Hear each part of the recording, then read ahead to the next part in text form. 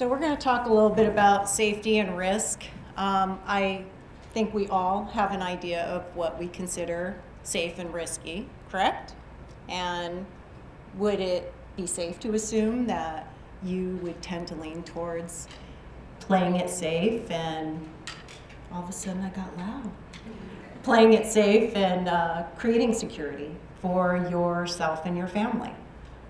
But we all know that risk is unavoidable, and there are just simply things that you can't see and things you can't control, but risk is in everything that we do. So what if we could learn to lower our risk aversion so that it could help us both personally and professionally lead the life that we want? As many of us can attest to after the COVID pandemic, nothing is guaranteed. Not our jobs, not our way of life, nothing. I watched family and friends affected by the loss of a loved one, once financially sound, struggling to survive. If anything, the pandemic showed us was that in playing it safe, we were no better off, if not worse, than those who were willing to take risks. And so then it begs the question, why aren't we willing to take more risks? And what if in taking those risks, it actually provides the security we seek? When you see those two pictures, what words come to mind? Would you agree that the picture of the stethoscope, and that's my way of saying a doctor, because I want to be inclusive of everybody, is safe, and then the motorcycle is risky? It seems logical, doesn't it? At one point I would have agreed with you, but after spending a great deal of my life planning for security, I found it was much more in someone else's control. And I experienced firsthand after taking risks that it was much more in my control, so my perspective has changed. Let me give you some insight why. My parents are from Taiwan, and it's a patriarchal culture where traditions run deep.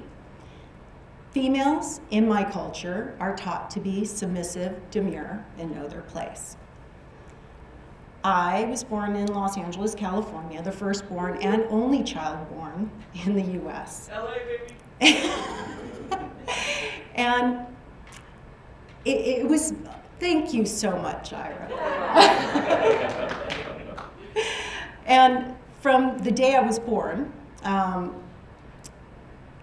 experienced gender discrimination within my own family. If it had been up to my father and my culture, I would not be here today. Being born in the States actually secured my existence because I secured citizenship for my father and the rest of my family.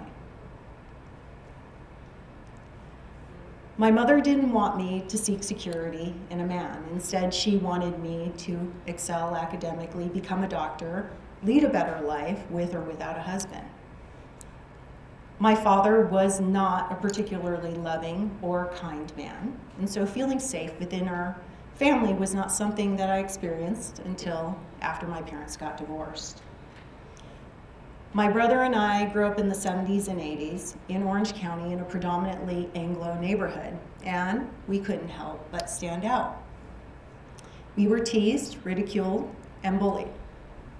And even though my mother got us away from our father, we still couldn't escape the limited mindsets of others. In trying to keep us safe, she basically ended up taking us from the frying pan into the fire, and this is probably the reason why I champion inequities with such intensity to this day. There were two pivotal moments in my life. The first one being when my mother lost her battle with cancer. She was 47 years old. My mother had always been a planner, working hard and saving every dime she had for her retirement, because it was a dream in her retirement to travel the world, which she never had the opportunity to do. Having a parent fighting cancer when you're studying to be a doctor, only to lose them, changes you. What drove me then was her, bringing honor to her and giving her a dream, even if it was through me. But when she passed, so did my motivation to continue studying to be a doctor. I was 20. Soon after, I met my husband, and for the next 20 odd years or so, I became a wife and a mother. Which leads me to the other pivotal point in my life. You see, divorce was never part of my plan. I had always planned on spending the rest of my life with my husband. But I found myself 20 years later, basically in the same place I was 20 years prior, when my mother passed, full of uncertainty. We had raised 2 boys that had become teenagers. And after spending years trying to keep our family together, we decided to go our separate ways. Everything we had built into our family evaporated, and in both these instances, I felt absolute fear. I found in wanting and creating security, it was elusive. That what I eventually and ultimately needed was to find myself. Nearing the age my mom passed, and possibly feeling a bit of my own mortality, I took a chance and decided to start riding motorcycles. It was on top of my bucket list, and my children were at a point where they were now leaving the nest, and I decided it was time for me to venture out on my own and do something that I had always wanted.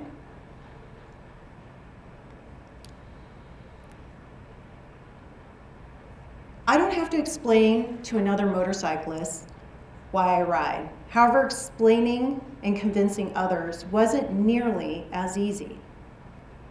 They had thought I had lost my mind, that I was having a midlife crisis, and they quite honestly didn't understand why I would be doing something so dangerous. And what they didn't understand at that point in time was that motorcycling gave me back my sense of purpose.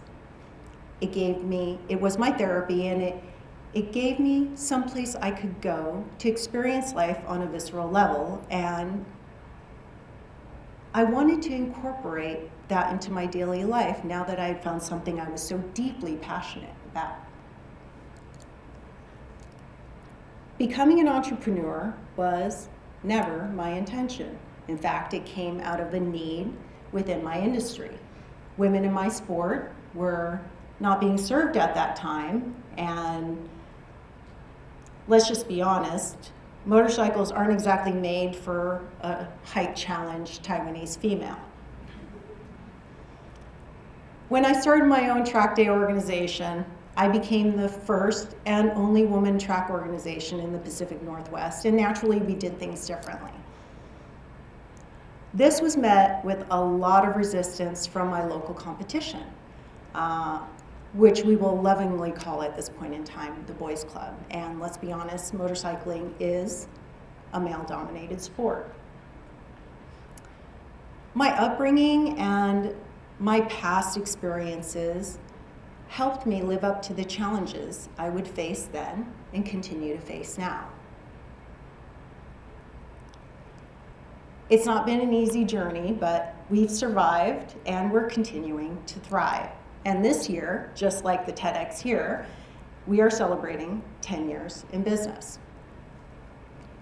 Who would have ever thought that in taking a chance so long ago and in following my heart, that I would find something I love and it would lead me here, living a life that I couldn't have possibly imagined.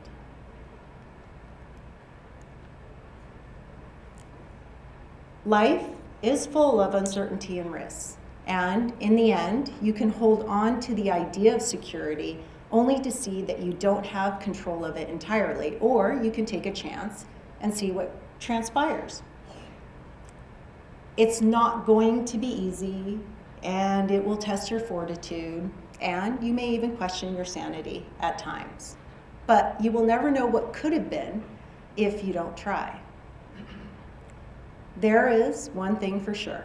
We have this life, and our time here is limited.